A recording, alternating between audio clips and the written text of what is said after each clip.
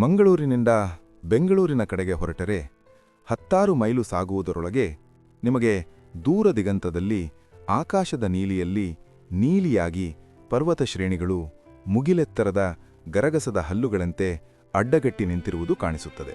ಕಡಲ ತೀರದಿಂದ ನೀವು ಯಾವ ದಾರಿಯನ್ನೇ ಹಿಡಿಯಿರಿ, ಈ ಗಿರಿತರಂಗಗಳು ನಿಮಗೆ ಇದಿರಾಗಿಯೇ ಆಗುತ್ತವೆ. ಶಿರಾಡಿ, ಆಗುಂಬೆ, ಚಾರ್ಮಾಡಿ, ಹುಲಿಕಲ್ಲು, ಬಿಸಲೆ, ಮಡಕೇರಿ ಎಲ್ಲಿ ಯಾವ ಕಡೆಯಿಂದ ಮುಂದುವರೆದರೂ ಈ ಅಡ್ಡಗಟ್ಟಿ ನಿಂತ ಗಿರಿಶ್ರೇಣಿಗಳ ಕಿರಿದಾದ ಘಾಟ ರಸ್ತೆಯನ್ನು ಸುತ್ತಿ ಸುತ್ತಿ ಹತ್ತಬೇಕಾದ್ದು ಅನಿವಾರ್ಯ. ಆದರೆ ಬಯಲುಸೀಮೆ ಕಡೆಯಿಂದ ಕಡಲತಡಿಯ ಕಡೆಗೆ ಹೊರಟವರಿಗೆ ಪಶ್ಚಿಮ ಘಟ್ಟಗಳ ಪರ್ವತ ಶ್ರೇಣಿಗಳು ಈ ರೀತಿ ನಾಟಕೀಯವಾಗಿ ಇದಿರಾಗುವುದಿಲ್ಲ.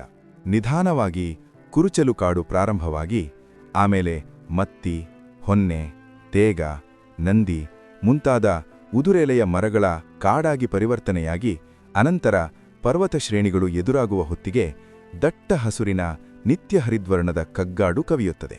ದೇವಪುರದಿಂದ ಮುಂದಿನ ದಾರಿಯಂತೂ ಮೈಲಿ ಮೈಲಿಯವರೆಗೆ ಪರ್ವತದ ಏರುತಗ್ಗುಗಳಲ್ಲಿ ನಿಬಿಡವಾಗಿ ಮೆತ್ತಿಕೊಂಡಿರುವ ಕಾಡಿನೊಳಗೆ ನುಸಿದು ಹೋಗುತ್ತದೆ. ಯಾರಿಗಾದರೂ ಒಮ್ಮೆಲೆ ಅನಾಥರಾದಂತೆನಿಸುವ ವಿಚಿತ್ರ ಪರಿಸರ ಅದು.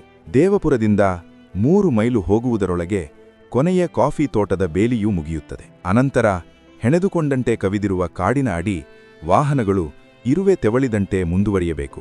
ಈ ದಾರಿಯ ಎಡ ಬಲದ ಪಾತಾಳದ ಕಣಿವೆಗಳಲ್ಲಿ ಎಂದೂ ಬತ್ತದ ಅನೇಕ ಜೀವನದಿಗಳು ಸ್ಫಟಿಕ ಶುಭ್ರವಾದ ನೀಲಿಯ ನೀರಿನ ಹೊನಲುಗಳಾಗಿ ಬಂಡೆಯಿಂದ ಬಂಡೆಗೆ ಬೆಳ್ತರೆ ಕಾರುತ್ತಾ ಹಾರುವುದನ್ನು ನೋಡಬಹುದು. ರಸ್ತೆ ಸಮುದ್ರಮಟ್ಟಕ್ಕೆ ಆ ಹಳ್ಳಗಳ ಸಮತಳಕ್ಕೆ ಇಳಿಯುವ ಮೊದಲೇ ಆ ಹಳ್ಳಗಳೆಲ್ಲ ಒಂದಕ್ಕೊಂದು ಸೇರಿಕೊಳ್ಳುತ್ತಾ ದೊಡ್ಡ ಭೋರ್ಗರೆವ ನದಿಯಾಗುತ್ತದೆ.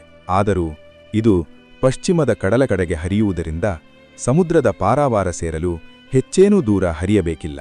ಇಷ್ಟು ನಿರ್ಜನವಾದ ಈ ರಸ್ತೆಯಲ್ಲೂ ಅಲ್ಲಲ್ಲಿ ಎಲ್ಲೋ ಒಂದೊಂದು ಮಂಕು ಹಿಡಿದ ಮನೆಗಳು, 4 ಅಡಕೆಯ ಮರಗಳು ಕಣಿವೆಗಳ ತಿರುವಿನಲ್ಲಿ ಹಠಾತ್ತಾಗಿ ಕಾಣಿಸಿಕೊಂಡು ಮರೆಯಾಗುತ್ತವೆ. ಅವುಗಳಲ್ಲಿ ಆ ಕಾಡಿನ ನಡುವಿನ 10ನೆಯದು 12ನೆಯದು ತಿರುವು ದಾಟಿದ ಕೂಡಲೇ ಬಲಕ್ಕೆ ಕಾಣುವ 4 ಜೋಪಡಿಗಳ ಹಾಳೂರು ನೋಡಿದವರ ನೆನಪಿನಲ್ಲಿ ಕೆಲಕಾಲ ಉಳಿದು ಕೊರೆಯುತ್ತದೆ.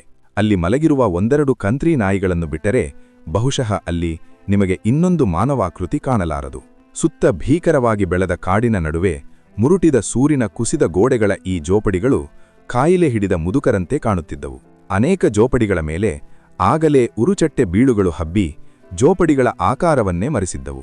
ಇಡೀ ಊರಿಗೆ ಊರೇ ನೆಲಸಮವಾಗಿ ಅಲ್ಲಿ ಹೆಮ್ಮರಗಳು ಬೆಳೆದು ನಿಲ್ಲುವುದು ನಾಳೆ ನಾಳಿದ್ದಿನ ಕಾಲದ ಪ್ರಶ್ನೆಯಾಗಿತ್ತು. ಅವಕಾಶ ಸಿಕ್ಕಣೆ ಕೋಟೆ ಕೊತ್ತಲಗಳ ಹೆಗ್ಗಲ್ಲುಗಳನ್ನೇ ಬೇರುಗಳಿಂದ ಮೀಟಿ ಉರುಳಿಸಿ ಬೆಳೆದು ನಿಲ್ಲುವ ಕಾಡಿಗೆ ಯಾರೋ ಹಾಕಿರುವ ತಾತ್ಕಾಲಿಕ ಜೋಪಡಿಗಳಂತೆ ಕಾಣುವ ಈ ಹಾಳೂರನ್ನು ಹೊಸಕಿ ಹಾಕುವುದೇನು ದೊಡ್ಡದೆ. ಈ ಹಾಳೂರನ್ನು ಒಂದಾನೊಂದು ಕಾಲದಲ್ಲಿ ಮೇದರಹಳ್ಳಿ ಅಥವಾ ಮೇದರಳ್ಳಿ ಎಂದು ಕರೆಯುತ್ತಿದ್ದರು. ಅದು ಜೀರ್ಣಾವಸ್ಥೆಗೆ ಹೋಗುತ್ತಿದ್ದಂತೆಯೇ ಅದರ ಹೆಸರು ಎಲ್ಲರ ಜ್ಞಾಪಕದಿಂದಲೂ ನಾಲುಗೆಯಿಂದಲೂ ಅಳಿಸಿ ಹೋಗಿ ಅದೊಂದು ಹಾಳೂರಾಯಿತು. 1-2 ಜೋಪಡಿಗಳಿಂದ ಆಗೀಗ ಏಳುವ ಹೊಗೆ ಒಂದೇ ಅಲ್ಲಿ ಇನ್ನೂ ಜೀವಸಂಚಾರ ಇದೆ ಎನ್ನುವುದಕ್ಕೆ ಕುರುಹುವಾಗಿತ್ತು. ನಾಗರಿಕತೆಯಿಂದ ಸಂಪೂರ್ಣ ಕಣ್ಮರೆಯಾಗಿ ಈ ಮಹಾರಣ್ಯದೊಳಗೆ ಕಳೆದೇ ಹೋಗಲು ಯಾರು ಏಕಾದರೂ ಕರಡದ ಹುಲ್ಲಿನ ಜೋಪಡಿಗಳನ್ನು ಅಲ್ಲಿ ನಿರ್ಮಿಸಿದರೋ ಎಂದು ಅಚ್ಚರಿಯಾಗುತ್ತದೆ. ಈ ಮೇದರಹಳ್ಳಿಗೆ ಟಿಪ್ಪು ಸುಲ್ತಾನನ ಕಾಲದಷ್ಟು ಹಳೆಯ ಚರಿತ್ರೆ ಇದೆ ಎಂದರೆ ಯಾರಿಗೂ ನಂಬಿಕೆ ಬರುವುದಿಲ್ಲ. ಆ ಊರಿನಲ್ಲಿ ಹುಟ್ಟಿದ ಹೆಣ್ಣುಮಗಳನ್ನು ಅವಳ ಗಂಡನೇ ವ್ಯಭಿಚಾರಕ್ಕೆ ಬಲಾತ್ಕರಿಸಿದರಿಂದ ಅವಳ ಶಾಪ ತಟ್ಟಿ ಊರು ಹಾಳು ಬಿತ್ತು ಎಂದು ಜನ ಆಡಿಕೊಳ್ಳುತ್ತಿದ್ದರು.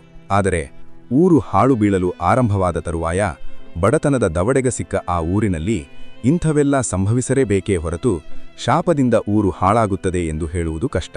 ಊರುಗಳು ಹಾಳಾ ಬೀಳಲಿ, ಉದ್ಧಾರವಾಗಲಿ, ಊರಿದ್ದಲ್ಲಿ ಅವ್ಯವಹಾರ ಎಂಬ ಗಾದೆಯೇ ಇದೆಯಲ್ಲ.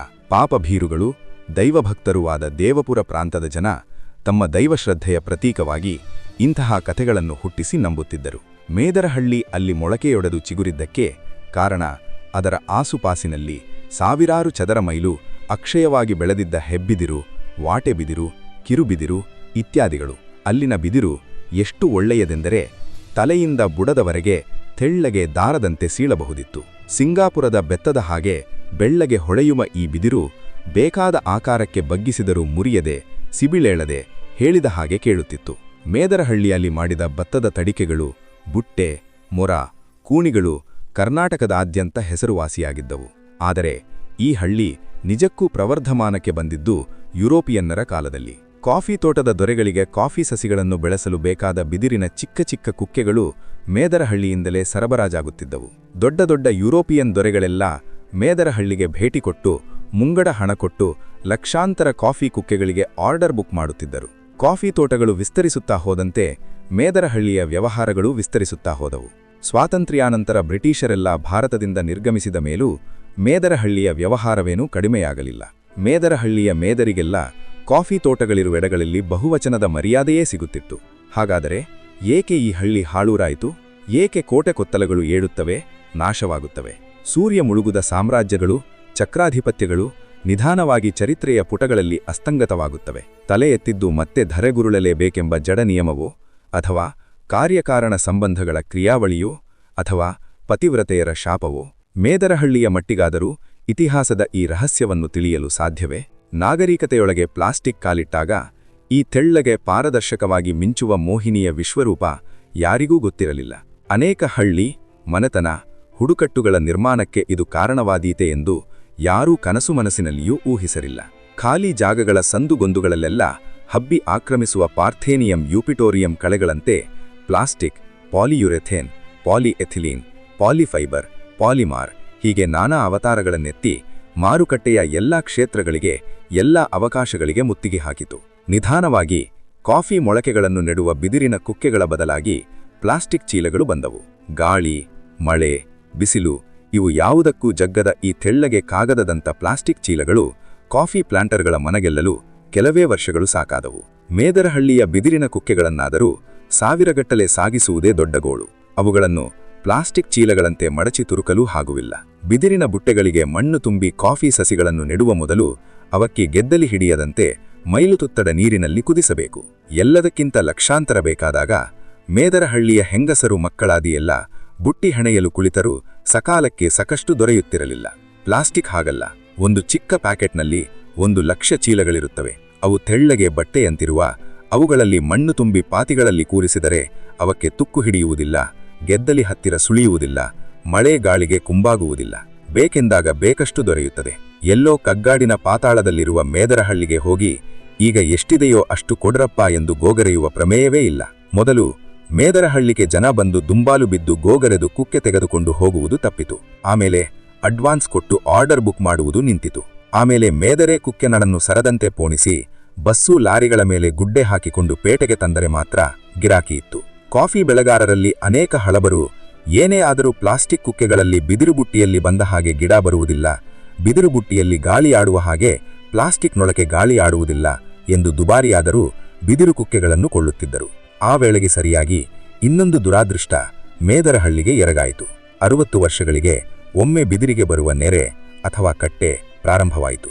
ಬಿದಿರು ಭತ್ತದ ರೀತಿಯಲ್ಲಿ ತೆನೆಬಿಟ್ಟು ಹೂವಾಗಿ ಬಿದಿರಕ್ಕೆ ಹಿಡಿದು ಮುದಿಯಾಗುತ್ತದೆ. ಭತ್ತ ತೆನೆಬಿಡಲು 6 ತಿಂಗಳು ತೆಗೆದುಕೊಂಡರೆ ಬಿದಿರು ಮಾತ್ರ 60 ವರ್ಷ ತೆಗೆದುಕೊಳ್ಳುತ್ತದೆ. ಮೇದರಹಳ್ಳಿಯ ಸುತ್ತಮುತ್ತಲಿರುವ ಸಾವಿರಾರು ಚದರ ಮೈಲು ಬಿದಿರು ಯಾವುದೋ ಕಾಯಿಲೆ ಹಿಡಿದ ಹಾಗೆ ಮೆಲ್ಲಗೆ ಹಳದಿಯಾಗತೊಡಗಿತು. ಮೇದರಹಳ್ಳಿಯ ಹಳಬರಿಗೆಲ್ಲ ಇದೇನೆಂದು ಚೆನ್ನಾಗಿ ಗೊತ್ತಿತ್ತು. ಇನ್ನೆಲ್ಲೋ ಅವರು ಹಿಂದೊಮ್ಮೆ ಅಲ್ಲಿಗೆ ಬಂದು ಹಳ್ಳಿ ಕಟ್ಟಿಕೊಂಡಿದ್ದಕ್ಕೂ ಇದೇ ಕಾರಣವಂತೆ. ಕೆಲವೇ ಕಾಲದೊಳಗೆ ಪ್ರತಿಯೊಂದು ಬಿದಿರಿನ ಕವಲು ಕೊಂಬೆಗಳ ತುದಿಗಳಿಂದೆಲ್ಲ ಗೋಧಿಯ ತೆನೆಗಳಂತ ದೊಡ್ಡ ದೊಡ್ಡ ತೆನೆಗಳು ಹೊರಟವು. ತೆನೆಗಳೊಳಗಿನ ಬಿದಿರಕ್ಕಿಯ ಭಾರದಲ್ಲಿ ಬಲವಾದ ಹೆಬ್ಬಿದಿರುಗಳು ಕೂಡ ನೆಲಮುಖವಾಗಿ ಬಾಗಿ ಜೋಲತೊಡಗಿದವು. ಅಲ್ಲಿಗೆ ಆ ಬಿದಿರಿನ ಆಯುಸ್ಸು ಮುಗಿದ ಹಾಗೆ. ಇನ್ನು ಅವುಗಳಿಂದ ಉದಿರುವ ಬೀಜಗಳಿಂದ ಮತ್ತೆ ಬಿದಿರು ಮೊಳಕೆಯೊಡೆದು ಹುಟ್ಟಿ ಮೇಲೆದ್ದು ಬುಟ್ಟಿ ಹೆಣೆಯಲು ಬಿದಿರು ದೊರಕಬೇಕಾದರೆ ಕೆಲವು ಕಾಲವೇ ಬೇಕು. ಬಿದಿರು ಅಲ್ಲೊಂದು ಇಲ್ಲೊಂದು ಹಣ್ಣಾಗಿ ಅಕ್ಕಿ ಬಿಡುವುದಿಲ್ಲ. ಭತ್ತದ ಗದ್ದೆಗಳಂತೆಯೇ ಇಡೀ ಕಾಡಿಗೆ ಕಾಡೆ ಹಣ್ಣಾಗಿ ತೆನೆಬಿಟ್ಟು ಸತ್ತು ಹೋಗುತ್ತವೆ. ಬಿದಿರು ಹಿಂಡಿನ ಕೆಳಗೆ ನೆಲವನ್ನೆಲ್ಲ ಗುಡಿಸಿ ಸೆಗಣಿ ಸಾರಿಸಿ ಉದಿರುವ ಬಿದಿರಕ್ಕಿಯನ್ನೆಲ್ಲ ಮೇದರ ಹೆಂಗಸರು ಹಿಂದೆ ದಾಸ್ತಾನು ಮಾಡುತ್ತಿದ್ದರು. ಒಂದೊಂದು ಬಿದಿರಿನ ಅಡಿಯಲ್ಲೂ ಕಡಿಮೆಯೆಂದರೆ 1 ಟನ್ ಬಿದಿರಕ್ಕಿ ಬೀಳುತ್ತದೆ. ಮೇದರಹಳ್ಳಿಯ ಸುತ್ತಮುತ್ತಲಿರುವ ಬಿದಿರಕ್ಕಿಯನ್ನೆಲ್ಲ ಗುಡಿಸಿದ್ದರೆ ಮೇದರಹಳ್ಳಿಗೆ ಇನ್ನೂ 60 ವರ್ಷಕ್ಕಾಗುವಷ್ಟು ಬಿದಿರಕ್ಕಿ ಇತ್ತೇನೋ. ಆದರೆ ಆ ಬಿದಿರು ಕಾಡಿನ ಸಮುದ್ರದಲ್ಲಿ ಯಾರಿಗೆ ಎಷ್ಟೆಂದು ಒಟ್ಟು ಮಾಡಲು ಸಾಧ್ಯ? ಜೊತೆಗೆ ತಮ್ಮ ಕಸುಬಿಗೆ ಶಾಶ್ವತವಾದ ನೆರೆ ಬಂದಿದೆ ಎಂದು ಮೇದರ ಒಳಮನಸ್ಸಿಗೆ ಚೆನ್ನಾಗಿ ಗೊತ್ತಿತ್ತು. ನಿರುತ್ಸಾಹಿ ಭವಿಷ್ಯದಲ್ಲಿ ನಿರುತ್ಸಾಹಿಗಳಾದ ಮೇದರಿಗೆ ಬೆಳಗ್ಗೆ ಎದ್ದು ಮುಖ ತೊಳೆದುಕೊಳ್ಳಲು ಸಹ ಉತ್ಸಾಹ ಇರುತ್ತಿರಲಿಲ್ಲ. ಇನ್ನು ಬಿದಿರಕ್ಕಿ ಸಂಗ್ರಹಿಸಲು ಕಾಡು ಪ್ರಾಣಿಗಳ ಜೊತೆ ಪೈಟಿಗೆ ಯಾಕಾದರೂ ಹೋಗಾರು. ಬಿದಿರಿಗೆ ಕಟ್ಟೆ ಬರುತ್ತಿದ್ದಂತೆ ಮೇದರಹಳ್ಳಿಯ ಉತ್ಪನ್ನಗಳು ಪೇಟೆಗೆ ಬರುವುದು ನಿಂತುಹೋಯಿತು. ಬಿದಿರಿನ ಬುಟ್ಟೆಗಳಿಗೆ ಜೋತುಕೊಂಡಿದ್ದ ಅಳಿದುಳಿದ ಸಂಪ್ರದಾಯಸ್ಥ ಗಿರಾಕಿಗಳು ಅನಿವಾರ್ಯವಾಗಿ ಪ್ಲಾಸ್ಟಿಕ್ ಅನ್ನೇ ಆಶ್ರಯಿಸಿದರು. ಮೇದರಹಳ್ಳಿಯ ಹೆಂಗಸಲು ಅತ್ಯಾಕರ್ಷಕವಾಗಿ ಕುಸುರಿ ಕೆಲಸ ಮಾಡಿ ಕಲಾಕೃತಿಗಳಂತೆ ಹೆಣೆದ ಬುಟ್ಟೆಗಳು ಮೊರಗಳು ಮಾರ್ಕೆಟ್ನಿಂದ ಅದೃಶ್ಯವಾದವು. ಮೇದರಹಳ್ಳಿಯ ಸುತ್ತಮುತ್ತ ಎಲ್ಲಿ ನೋಡಿದರೂ ಆಯುಸ್ಸು ಮುಗಿದು ಸತ್ತು ನಿಂತ ದೊಡ್ಡ ದೊಡ್ಡ ರಾಕ್ಷಸಾಕಾರದ ಬಿದಿರು ಹಿಂಡಿಲುಗಳು. ಕೆಲವು ಕುಂಬಾಗಿ ಕುಸಿಯುತ್ತಿದ್ದರೆ, ಕೆಲವು ಮಳೆ ಗಾಳಿಗಳ ತುಯ್ದಾಟದಲ್ಲಿ ಅಡ್ಡಡ್ಡಲಾಗಿ ಬುಡಸಮೇತ ಮಗುಚಿಬಿದ್ದವು. ಮೇದರಹಳ್ಳಿಯ ಅವನತಿಯು ಅಷ್ಟೇ ವೇಗವಾಗಿ ಕ್ಷಿಪ್ರವಾಗಿ ಸಂಭವಿಸಿತು. ಅವರಿದ್ದ ಕಗ್ಗಾಡಿನಲ್ಲಿ ಬೇರ್ಯಾವುದೇ ಹೊಟ್ಟೆಪಾಡಿನ ಉದ್ಯೋಗಾವಕಾಶಗಳು ಇಲ್ಲದೆ ಅಲ್ಲಿದ್ದವರೆಲ್ಲ ಹೇಳು ಹೆಸರಿಲ್ಲದೆ ಊರು ಬಿಟ್ಟು ಚಲ್ಲಾಪಿಲ್ಲಿಯಾದರು. ಮತ್ತೆ ಬಿದಿರು ಲಂಟಾನ ಕೆಂಜಿಗ ಜಿಗ್ಗಿನೊಳಗಿಂದ ತಲೆ ಎತ್ತುವುದರೊಳಗೆ ಅಲ್ಲಿ ಯಾರೂ ಇರಲಿಲ್ಲ. ಬುಟ್ಟಿ ಹೆಣೆಯಲು ಮೇದರು ಇರಲಿಲ್ಲ, ಕೊಳ್ಳಲು ಗಿರಾಕಿಗಳೂ ಇರಲಿಲ್ಲ. ಮೇದರಹಳ್ಳಿಯ ಅವಸಾನದೊಂದಿಗೆ ಅದಕ್ಕೂ ಇದಕ್ಕೂ ಯಾವ ಸಂಬಂಧವೂ ಇಲ್ಲದಿದ್ದರೂ ಆ ಇಡೀ ಪ್ರಾಂತ್ಯ ಅನೇಕಾನೇಕ ಕಾಳಧಂಧೆಗಳ ತವರು ಮನೆಯಾಯಿತು. ಗಂಧ ಕದ್ದು ಕೇರಳಕ್ಕೆ ಸಾಗಿಸುವುದೋ, ಕಳ್ಳಭಟ್ಟಿ ಇಳಿಸುವುದೋ, ಕುಳುಮಾವಿನ ಚಕ್ಕೆ ತೆಗೆಯುವುದು, ಯಾರಿಗೂ ಇಲ್ಲಿ ಇಂಥದೇ ನಡೆಯುತ್ತಿದೆ ಎಂದು ಹೇಳಬರುವುದಿಲ್ಲ. ಈ ದಂಧೆಯಲ್ಲಿ 4 ಜನ ಮೇದರೂ ಸೇರಿಕೊಂಡಿರಬಹುದೇನೋ, ಆದರೆ ಅವರೇ ಇದಕ್ಕೆ ಕಾರಣರೆಂದಂತೂ ಹೇಳಲಾಗುವುದಿಲ್ಲ. ಇಂಥ ಕಾಳಧಂಧೆಗಳಿಗೆ ಬೇಕಾದ ವಿಸ್ತೃತ ಜಾಲವನ್ನಾಗಲಿ ಹಣಕಾಸನ್ನಾಗಲಿ ಹೊಂದಿಸಿಕೊಳ್ಳಲು ಅವರಿಂದಂತೂ ಸಾಧ್ಯವೇ ಇರಲಿಲ್ಲ. ಆದರೆ ಕಸದ ತೊಟ್ಟಿಗಳಿಂದ ಗುಜರಿ ಸಾಮಾನು ಸಂಗ್ರಹಿಸುವ ಕೆಲಸಕ್ಕಿಳಿದು ಕೆಲವು ಮೇದರ ಹುಡುಗರು ಬೊಂಬಾಯಿಯವರೆಗೂ ಅಡ್ಡಾಡಿ ಮಾದಕ ವಸ್ತು ಸಾಗಾಣಿಕೆ ಜಾಲದೊಳಕ್ಕೆ ಸೇರಿಬಿಟ್ಟರೆಂದು ಹಲವರು ಹೇಳುತ್ತಾರೆ. ಈ ಅಗಮ್ಯ ಕಾಡೊಳಗೆ ಎಲ್ಲೆಲ್ಲೋ ಗಾಂಜಾ ಬೀಜಗಳನ್ನೆಲ್ಲ ಬಿತ್ತಿ ಎರಚಾಡಿ ಗಾಂಜಾ ಉತ್ಪಾದಿಸಿ ಇಲ್ಲಿಂದ ದೇಶ ವಿದೇಶಗಳಿಗೆಲ್ಲ ಅದು ರವಾನೆಯಾಗುತ್ತೆ ಎಂದು ವದಂತಿ ಉಂಟು. ಇಲ್ಲದಿದ್ದರೆ ಬರಿಯ ಹೆಸರು ಹೇಳಿದ್ರೆ ಜನ ಹೆದರಿ ಬಿಳಿಚಿಕೊಳ್ಳುವಂಥ ಬೊಂಬಾಯಿಯ ಭಯಾನಕ ಖೇಡಿಗಳೆಲ್ಲ ಏಕೆ ಏಲಕ್ಕಿ ವ್ಯಾಪಾರದ ನೆವದಲ್ಲಿ ದೇವಪುರಕ್ಕೆ ಬಂದು ಆಗಾಗ ಠಿಕಾಣಿ ಹಾಕುತ್ತಾರೆ? ವಿಶ್ವಸಂಸ್ಥೆಯ ಮಾದಕ ವಸ್ತು ಜಾಲದ ಮ್ಯಾಪಿನಲ್ಲಿ ಜುಗಾರಿ ಕ್ರಾಸ್ ಸಹ ಏಕೆ ಗುರುತಿಸಲ್ಪಟ್ಟಿದೆ? ಇದಕ್ಕೆಲ್ಲ ಸುಲಭದ ಉತ್ತರವಂತೂ ಸಿಗುವುದಿಲ್ಲ. ಉತ್ತರ ಹುಡುಕ ಹೊರಟವರೆಲ್ಲ ಹೆಣವಾಗಿದ್ದನ್ನು ನೋಡಿದ ಮೇಲೆ ಜನ ಸಹ ಈಗ ಪ್ರಶ್ನೆ ಕೇಳುವುದೂ ಇಲ್ಲ, ಉತ್ತರ ನಿರೀಕ್ಷಿಸುವುದೂ ಇಲ್ಲ. ಮುಂದೆ ಏನಾಯಿತು ಎಪಿಸೋಡ್ 3ರಲ್ಲಿ ನೋಡೋಣ.